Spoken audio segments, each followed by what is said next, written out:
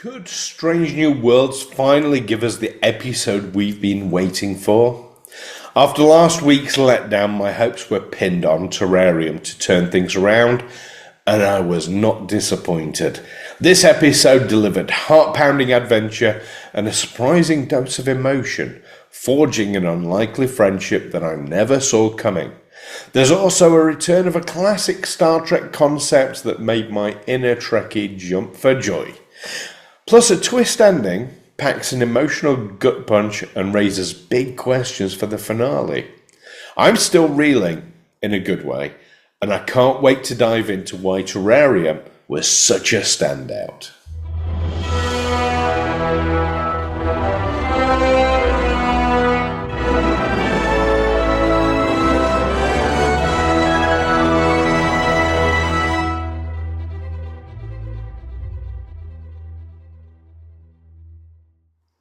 Now, as always, we need to go first of all to Red Alert. This video will contain spoilers for Star Trek Strange New Worlds Season 3 Episode 9 Terrarium. So if you haven't watched it yet, consider this your warning. Now, for anyone new to Hailing Frequencies, here's how we do things. I'll break down what I thought was good about the episode, then what I thought was bad, and finally I'll share a batshit crazy theory about where the season might go next. Sound fun? It gets better. I'm also throwing out a question of the week for you. This time I want to ask, what idea would you have for a dedicated Division 12 episode? Now, Division 12 being that new branch that handles spooky space ghost stories. Basically, if you could pitch an X-Files or Warehouse 13 style Starfleet adventure, what would it be? Let me know your coolest concept in the comments below. I can't wait to see what you come up with. Now, we're going to do a brief recap of the episode, and I'm assuming you've all seen it, but whilst investigating a region of space rife with unusual gravimetric distortions, Lieutenant Erica Ortegas is abruptly pulled through a sudden wormhole. She crash lands on a toxic moon orbiting a gas giant and notices a strange glowing light in the sky, seemingly observing her every move. Stranded and alone in this hostile environment, Ortega soon discovers she's not actually alone. A Gorn pilot has also crash-landed on the same moon. This Gorn, a female pilot, initially terrifies Ortegas, given her past traumatic run-ins with the Gorn species. But when the Gorn saves Ortegas from one of the moon's many dangers, the two form an uneasy truce. Over time, they realize they must work together to survive and find a way off the deadly rock, slowly building trust and even friendship as they collaborate. Meanwhile, aboard the Enterprise, Captain Pike is under pressure to leave the area for a scheduled rendezvous with the USS Constellation, commanded by Captain Matthew Decker. Ensign Uhura, however, refuses to give up on her crewmate. She even falsifies some sensor data to convince Pike to take the ship through the wormhole in search of Ortegas. The plan on the moon works. Ortegas and her Gorn ally ignite the moon's toxic atmosphere as a giant distress flare. The Enterprise spots the fire signal and comes to the rescue, but as soon as they arrive, Security Chief La'an Noonien Singh, who has her own vendetta and issues against the Gorn, mistakes Ortegas as new ally for an enemy and shoots her dead. In that instant, a powerful being called a Metron appears before a stunned Ortegas. The Metron reveals it orchestrated this entire scenario, essentially treating the moon like a living terrarium to test whether a human and a Gorn could find peace. Because La'an reacted with violence, the Metron deemed the experiment a failure, at least for now. It erases Ortegas' memory of its appearance and hints that it will continue observing this situation in the future. In the end, the Enterprise retrieves Ortegas, who is heartbroken at the loss of her newfound friend. So, my initial thoughts on it. I can't state how relieved I am that Terrarium turned out to be a banger of an episode, especially after the disappointment of last week. It truly felt like a return to form for the season. The very name Terrarium is a clue to the episode's theme. In case you're not familiar, a terrarium is basically a little enclosed habitat like a glass container where you keep plants or small creatures to observe them. By the time the credits rolled, the meaning of the title became crystal clear. The whole scenario on the moon was essentially a terrarium experiment set up by the Metron, observing a small ecosystem of two enemies to see what would happen. It's a neat metaphor that adds an extra layer of depth to everything we saw. Now, if parts of this story felt familiar, that's because Star Trek has played with this concept before, and I love that. The idea of two adversaries stranded together and forced to cooperate is a classic sci-fi trope. Star Trek Enterprise had an episode called Dawn along these lines. Do you remember Trip Tucker stuck on a moon with an alien enemy? That in turn was very similar to the Next Generation episode The Enemy, where Geordi LaForge is trapped on a hostile planet with a Romulan and they have to work together to survive.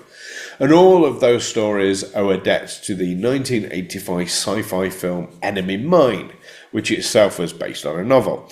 So these kinds of enemy becomes ally tales always test characters in interesting ways, and I'm a sucker for them. Terrarium nods to that legacy, but also stands on its own by pairing a human with one of Starfleet's most feared foes, a Gorn, and then throwing in the Metron's godlike meddling on top. The result? An episode that feels both comfortingly familiar and excitingly fresh at the same time. So let's get into what I thought was good about this episode. First off, Division 12 lore. So how cool was this? The episode casually drops mention of a Division 12 that investigates weird phenomena, basically Starfleet's ghost stories department.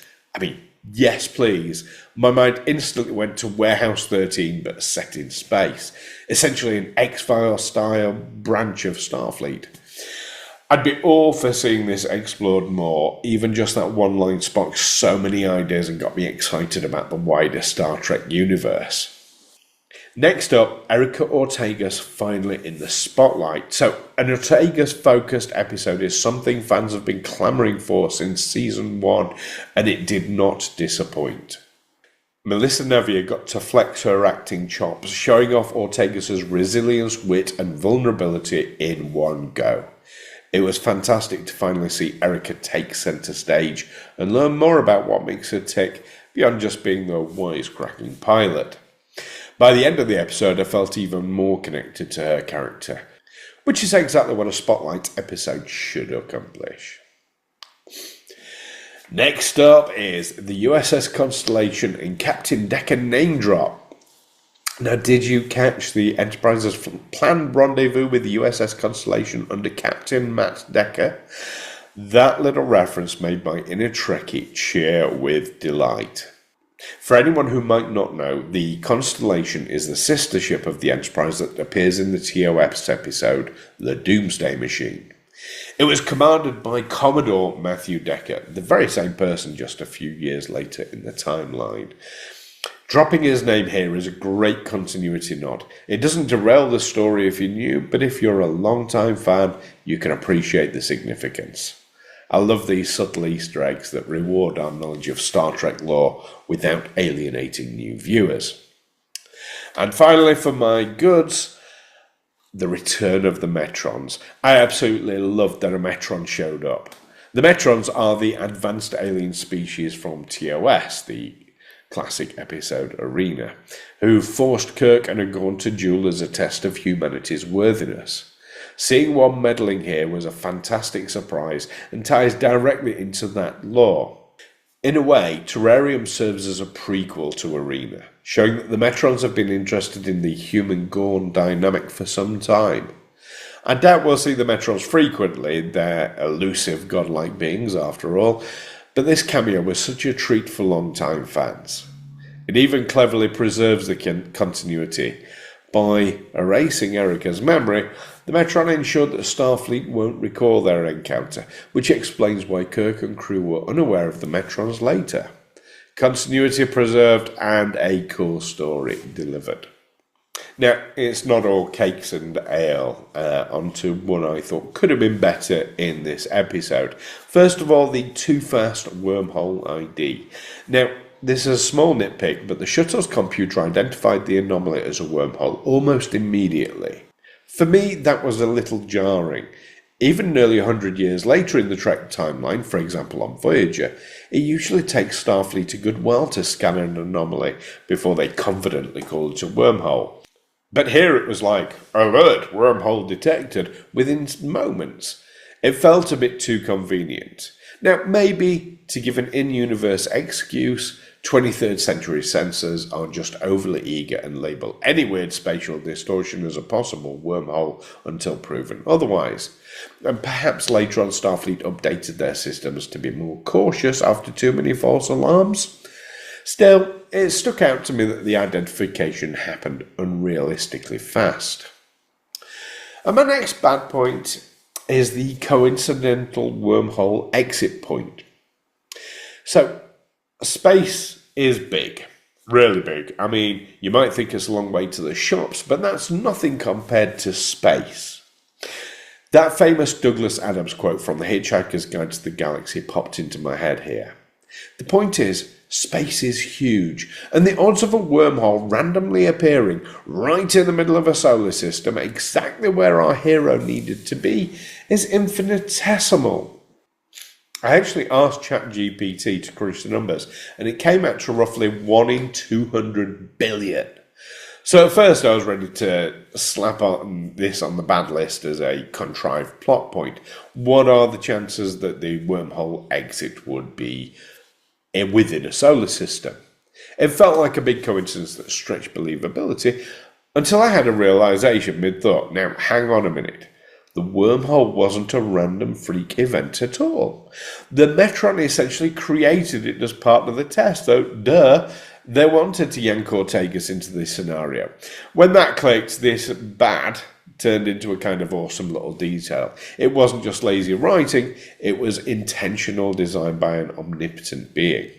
So I'm officially retracting this particular complaint. What looked like a plot hole actually turned out to be a great piece of the story's puzzle. Colour me interested.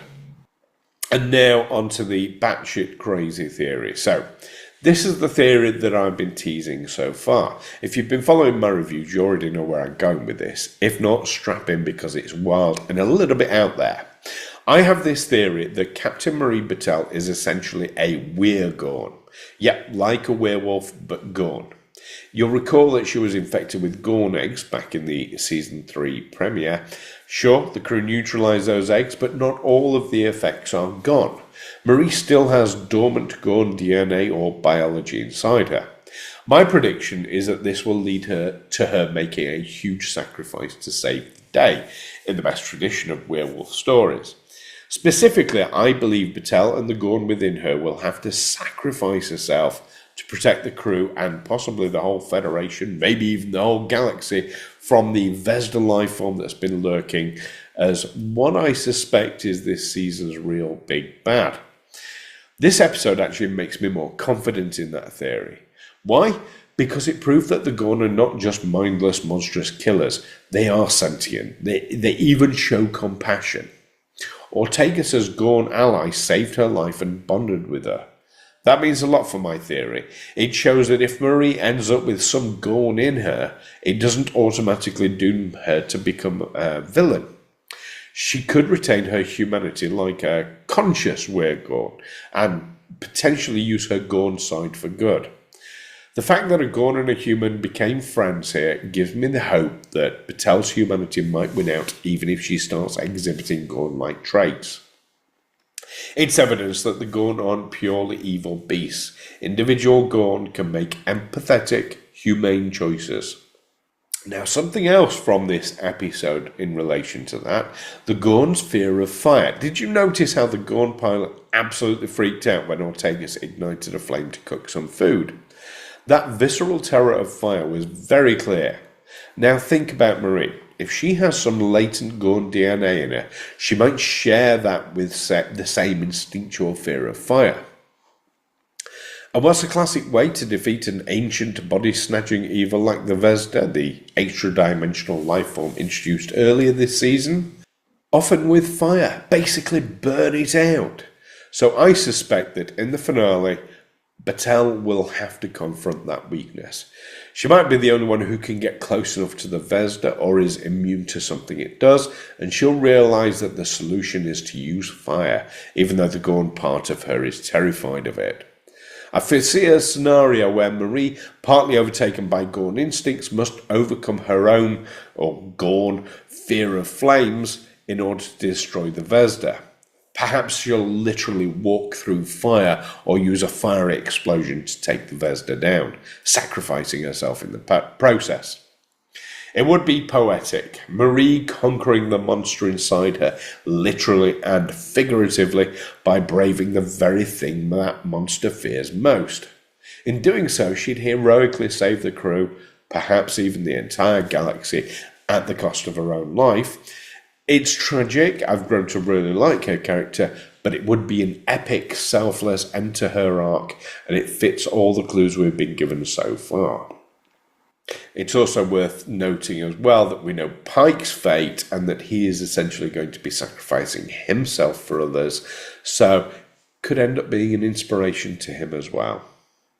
So that's my big batshit theory. Will it actually happen? Who knows? I might be totally off base. Strange New Worlds could have something entirely different up its sleeve, but with only one episode left, we don't have to wait long to find out whether I'm a genius or just plain crazy. Either way, I'm excited to see how it all plays out. So there we are. We have covered a lot today, and I'm so hyped to see how this all ends. If you've enjoyed this review, please do me a huge favour and hit that like button. It really helps more fellow fans find the channel. I'd also love to hear what you thought of Terrarium. Drop a comment below with your take on the episode, and don't forget to answer this week's Division 12 question of the week too. If you haven't already, consider subscribing to Hailing Frequencies. We've got one more episode to go in Season 3, and you don't want to miss the grand finale review and all the Star Trek discussions to come. I want to give a sincere thank you to everyone who's been watching and supporting the channel. If you really enjoyed this video and want to go the extra mile, you can now send a super thanks on YouTube. It's basically a small tip to the channel. It's never expected, but it's always appreciated. So if you do choose to hit that super thanks button, thank you so much. Now, speaking of what's next, the Strange New Worlds Season 3 finale is up next, titled New Life and New Civilizations. I'll be back next week to review it and break down all of the surprises. Will my batshit crazy Marie Batel theory actually come true, or will this story go in a completely different direction? Either way, it's going to be a blast finding out. Until then, thank you so much for watching and hanging out with me. Your support and engagement truly mean a lot. Stay tuned, and as always, live long and prosper. Hailing Frequencies closed.